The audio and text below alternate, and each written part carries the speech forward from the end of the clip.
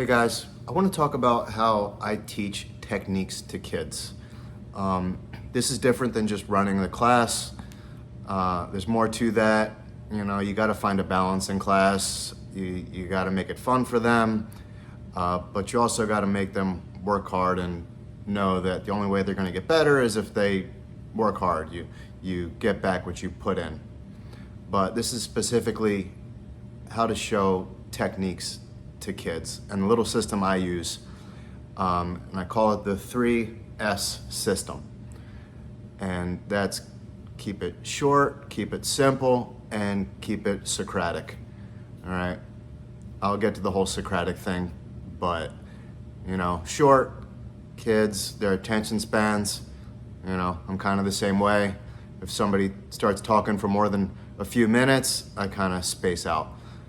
But with kids, if you're talking more than they're drilling or doing something, I think you're talking too much. So make sure they're constantly active doing something. You have to explain the techniques, but don't go into a whole lecture, especially for kids.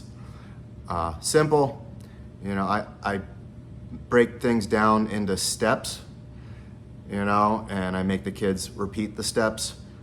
And if I'm doing a 7-8 step move, I think that's a little too much. When you're dealing with the super advanced kids, you can pick up the steps, but I try to break things down into 3 or 4 steps. Like a single leg takedown, I'll say, what's step 1?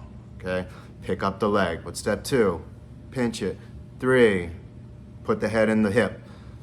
Stuff like that. But these long, drawn out, super technical moves, you save that for the super advanced kids. And the last one, Socratic. When I was in law school, they used the Socratic method, and I think it was the only time in school where I actually learned something, because the Socratic method keeps you engaged. It makes you question things.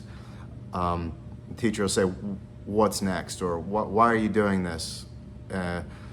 So I use that when I'm teaching. Again, like a single leg takedown, I'll say, what's first? Why? Like, what am I doing first? And the kids will all raise their hand. Pick up the leg. Okay. Where do I put my head? Inside. Why? Why am I putting my head there? It keeps the kids more engaged. It works their critical thinking skills, and to me, it's 1,000 times better than a 20-minute lecture of me just explaining a technique for 20 minutes. Because again, kids are going to space out. You're going to have kids on their heads doing headstands, thinking about other things. So yeah.